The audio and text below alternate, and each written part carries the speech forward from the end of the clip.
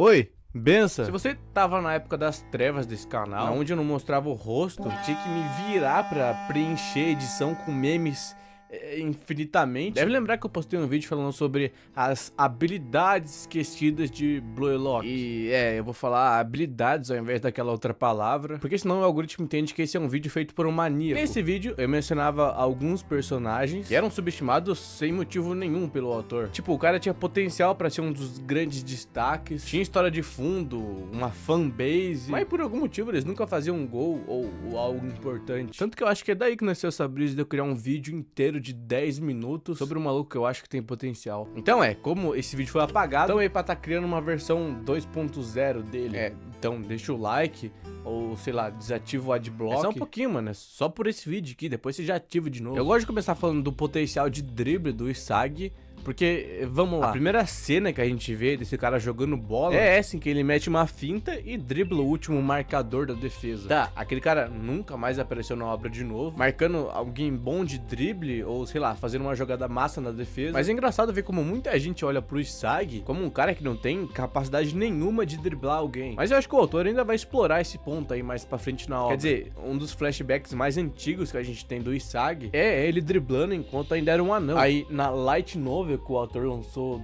sobre o passado desse cara, a gente vê que muito do potencial individual do Isagi foi nerfado pelo time que ele entrou pra jogar, já que o treinador tinha esse pensamento meio distorcido de que os caras só seria forte se eles jogassem exclusivamente em equipe, acabando com qualquer individualidade que ele ou outros atacantes poderiam acabar desenvolvendo. A gente tem mais indícios disso vendo como o Isagi aprendeu a se adaptar a quase tudo que tem na obra, desde a própria insegurança até os dois melhores jogadores da liga. E eu digo quase tudo, porque a única coisa que ele não superou totalmente é essa fraqueza que ele tem em situações de 1v1. Quer dizer, quando ele recebe a bola e tá de frente pro gol, o cara já tá num nível de ser praticamente imparável ali.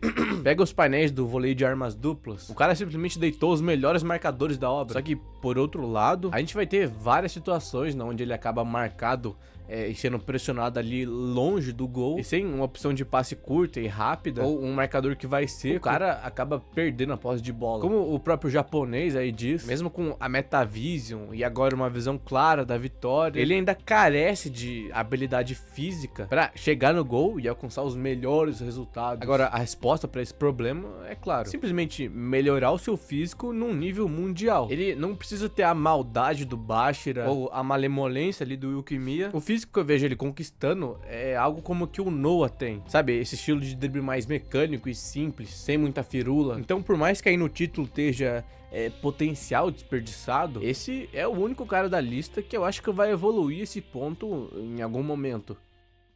Tapei Neru é o nome do marcador que eu vi mais sendo mal utilizado. Essa frase faz sentido, né? Agora eu vou estar clicando na mesma tecla que eu cliquei no vídeo ali da falha da seleção japonesa atual, porque simplesmente não faz sentido um cara que parou o drible do Yukimiya não receber a atenção que ele merece. Tipo, esse 4 olhos tem vários momentos na obra que ele sai driblando 2, 3 ou até 4 defensores de uma só vez e simplesmente ninguém consegue parar o drible do cara. Claro, ele não vai ter tantos gols quanto o Bashira, porque o autor adora botar os atacantes pra tirar a bola do gol no último momento. Ou seja, fora esse zagueiro, eu não lembro do Yukimiya perdendo no X1 pra mais ninguém na obra. Claro, por não ter o conhecimento de como o fluxo funciona, quando o Yukimiya entra nesse estado, esse zagueiro que antes conseguia parar ele no último instante, acaba ficando meio passo atrás e não toma a bola. Então imagina se ele tivesse participado do Blaylock e entrado pra jogar na defesa em algum momento no time do Bastard, ao invés só de ser botado no banco permanentemente.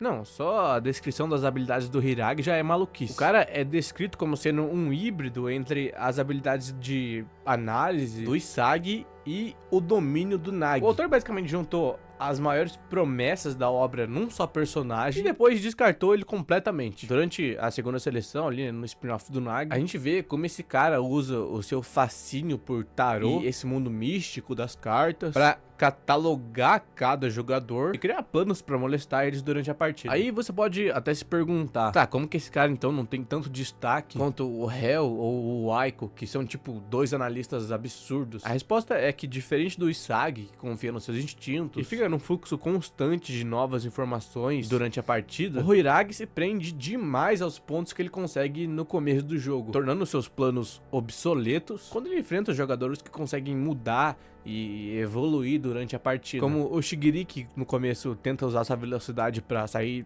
na frente de todo mundo, mas daí ele percebe que ele tem que usar sua velocidade pra se tornar uma isca e atrair os caras. Ou o Barou, que ao invés de tentar driblar todo mundo sozinho e fazer o gol, decide aceitar que ainda não tava pronto e começa uma tabelinha ali com o Ruivo. Ou até o Nagi, que começa a ser mais produtivo durante o jogo e acaba marcando o último gol. Todas essas mudanças vão contra a mentalidade que o Hiragi tem, de que probabilidades e estatísticas não podem ser mudadas tão facilmente. E é por isso que ele acaba perdendo a partida contra o time do Nagi. Mas imagina se o autor mostra ele se desprendendo dessa crença fixa e passa a jogar acreditando nas pessoas. Basicamente a gente teria um jogador com um dos melhores domínios de bola da obra inteira, evoluindo e melhorando a sua análise dos outros jogadores cada vez mais. Agora, a gente tem um jogador que mesmo sem os reflexos e a velocidade dos velocistas, consegue tancar o drible do Shigiri, prevendo o que ele vai fazer. A história é assim, esse estranhão aí cresce num ambiente em que ele não podia confiar em ninguém, com os seus pais já praticamente se odiando, só que mantendo a boa aparência tanto pra família quanto pros conhecidos. Ele começa a tentar ler a mente das pessoas pra saber o que é real ou não. E graças a isso, no futebol o cara consegue basicamente prever as ações e movimentos do jogador que tá mais perto dele. Então a gente vai ter cenas dele usando isso pra marcar, fintar ou até driblar a princesa durante quase toda essa partida. Só que quando o jogo esquenta de verdade, o cara para de tentar prever as pessoas e só começa a fazer falta em todo mundo mesmo e que se dane. Aí a velocidade do Shigiri no seu potencial máximo, sem medo de se machucar, ultrapassa a sua previsão. O drible do Barou supera a marcação do restante do time e o domínio absurdo do Nagi molesta todos os cabas que acharam que iam vencer ele na base da lógica, marcando o último gol e encerrando de vez qualquer confiança que o cara tinha. Tá aí, uma boa arma numa mente meio estranha. Agora o que vai surpreender muita gente, o tiro de trivela do Rin pode até parecer uma arma fraca, mas ela, na verdade... Não, tô brincando. Essa é a piada que eu pensei pro vídeo. O que você achou? Foi ruim? Boa? Mais ou menos? O Kira é um dos personagens mais engraçados dessa obra. Tipo, é divertido ver como ele tem uma fanbase e realmente quer trazer o cara de volta como o inimigo final do Isagi. Alguém que fomentou essa raiva desde o primeiro episódio, criou o Red Lock pra provar que o Ego não tinha razão nenhuma e tudo mais. Então é da hora mencionar como ele parecia ter alguma habilidade acima da média ali no início da história. Tipo, além de marcar esse gol decisivo da primeira partida, o cara era conhecido como o jovem com maior expectativa do futebol sub-20 daquele momento. O que pode ser um exagero ali por parte do Isagi, já que a gente tinha jogadores absurdamente mais talentosos do que ele, como o Barou, o Bashira, o Nagi e, claro, o Rin. Mas vale lembrar que nenhum deles era tão conhecido assim, ao ponto de ter que dar entrevistas sobre os pontos fortes dele. A gente provavelmente vai descobrir mais sobre durante esse arco da Copa, já que ele muito provavelmente vai ser um dos colocados pra seleção daquele maníaco da pifa. Mas tá aí, eu não sei se ele se encaixa muito nessa lista de potencial desperdiçado,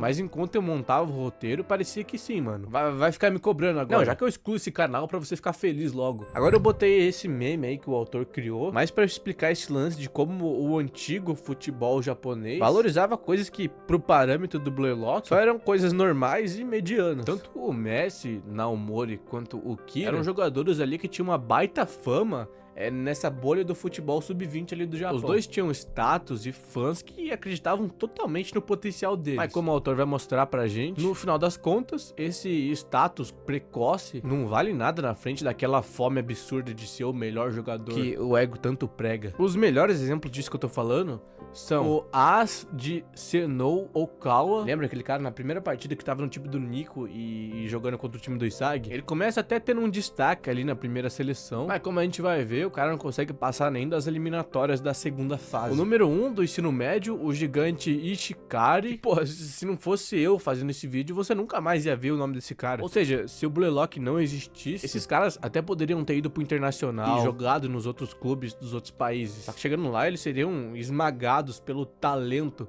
e a loucura que é o pico do futebol mundial. Aí você pega o Shido, que não tem título nem nada, não jogava em nenhum clube, ninguém sabia quem era o cara. Ou o Gagamaru, que literalmente vivia nas florestas. E pronto, você tem as maiores anomalias que essa obra já mostrou. Mas no mais, eu tô encerrando essa maluquice por aqui. Comentei se esqueci algum cara que o autor decidiu apagar da história. Aprenda a cultivar a gratidão e nunca esquecer do que você passou pra chegar até aqui, se permitindo perdoar pelo seu eu do passado. Quer dizer, você fez o melhor que você podia com as informações que você tinha naquele momento, mano. Faz parte desse lance aí de crescer. Se cuidem, tchau e benção.